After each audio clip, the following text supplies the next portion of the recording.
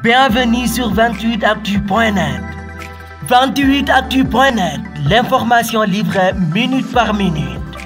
Serigne Saliou Seck dal leen a jàmm kenn mënta yendu ci njombe fanaan ci kaso ngay mujjee fanaan yi kaso di rakki bàmmeel bi ngay toog ne àdduna dafa tukki fekk booba sa bos rek a làqu ndax jant bi ñu la làq daanaka yéeni kaay yu nu xëyandool ñoom ñëpp xëy di nu xibaar ne làq nanu jant bi Cheikh Abdou Bara Dolly l'observateur di nu leeral leen koy toppee journal Rue 15 Angle Corniche bi ne keroog àllarba bi gaay yi fare ci kujje gi di waa coalition Yewwi Askan Wi ak waa coalition Wallu Sénégal doon amal toogaanu ñaxtu ca place de la nation bi Cheikh Abdou Bara Dolly jëlee kàddu gi wax lu doy waar ci président Macky Sall gannaaw ba ci la ko takk der yu cybercriminalité wooloo ñu daal di koy defeere atekat bi déglu ko mu ne li mu waxoon du ca dellu gannaaw lu toll ni tarfatal ay ni ndax nag moom Macky Sall njiitul Benno Bokk Yaakaar lay waxal waaye waxut benn yoon ak président Macky Sall mi nekk président de la République du Sénégal journal Futur Média bi ne gannaaw ba la atekat bi jëlee dogal di ko toppe offense au chef de l'État ak diffusion de fausses nouvelles di tekki xotti war maay njiitu réew ak wax kàddu yu la leerul Les Échos ne li leer te wóor kay moo di Cheikh Abdou Bara Dolly des juges topp na li procureur bëggoon moo di yóbbu ko kaso waa coalition Wallu Sénégal ak waa Yewwi Askan Wi ne li nu bëgg moo di ñu bàyyi ko ci ni mu gënee gaaw bàyyi boo xam ne si du am benn condition Ousmane Sonko ne àndul ci kàddu yi Cheikh Abdou Bara Dolly yëkkati ndax nag moom yàgg naa wax ne vie privée jàmbur yoonu kenn nekku ca waaye na ko Ousmane Sonko nee na nit wax na fi lu gën a garaaw loolee te kenn yóbbu ko kaso mu jàpp ne lépp président Macky Sall moo nekk ci gannaaw te nag lim ci jublu moo di ne bu tëjee Cheikh Abdou Bara Dolly waa coalition Benno Bokk Yaakaar jël raw gàddu ko ca département bu Mbacké waaye nag Ousmane Sonko nee na loolee baye boo mu noppalu ca ndax nag foofee ca Mbàkke ñoom waa Yewwi Askan Wi ñoo fay am ndam Direct News ne li ko ëlëm kay moo di lan moo tax waa coalition Yewwi Askan Wi ak waa Wallu Sénégal yéex a yëkkati kàddu diirub li nu teg loxo Cheikh Abdou Bara Dolly Ousmane Sonko nee na nguur gi fi nekk dañ koo bëgg a rey ci Les Échos yéenekaay njiitul Pastef ne keroog àllarba bi muy dem ci seen toogaanu ñaxtu ba gars yi danoo saboté oto bi mu duggoon ñeenti pënay oto bi yépp ñu am luñ ca def mu ne li ko muccal moo di li oto bi doon raam waaye nag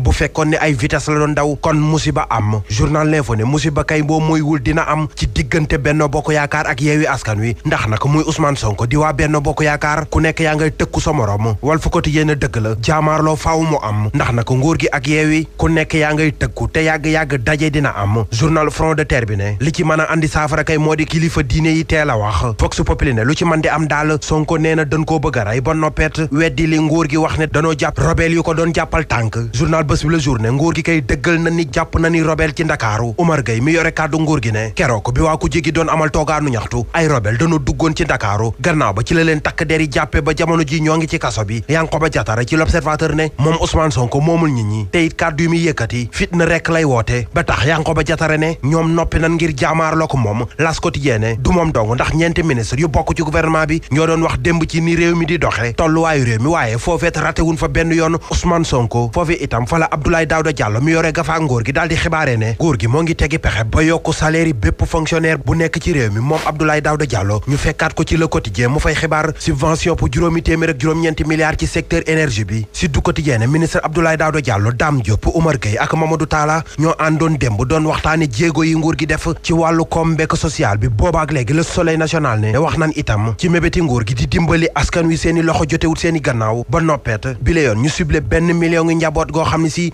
dinañ leen dimbali ci koppar mu nar a nekk ay milliards ci xaalisu CFA milliards yi gaynde yu équipe nationale bu Sénégal di am ci seeni transfert ak ci seeni salaire ci la enquête yéen kaay xëy di wax journal bi ne toll na ci ñaari téeméer ak fukk ak benn milliard yu toftal juróom-ñeenti million ci xaalisu CFA taxit ñu jiitu ñëpp ci déndu Afrique ñoom champion d'Afrique Aliou Cissé mi leen di tàggat waxtaan wu yaatu yu mu séq ak waa Source A moom la xëy di yeggali mbiri Boubacar Camara transfert Sadio Mané ca Bayern lépp Aliou Cissé xëy na di ci wax na itam ci li tax ñenn ñi di ko woowe Yaya Jammeh Aliou Cissé ne loolee xadar bi mu am ci liggéey bi moo ko waral turu bu naama rasa wi nag Aliou Cissé ne look bi mu am maanaam rasa yi mu def loolee moo tax gaay yi di ko woowee Aliou Cissé yokku ci ne tur yépp neex na ko waaye nag bi ko ci gënal moo di tur wi ko président Macky Sall tuddee mu di El Tactico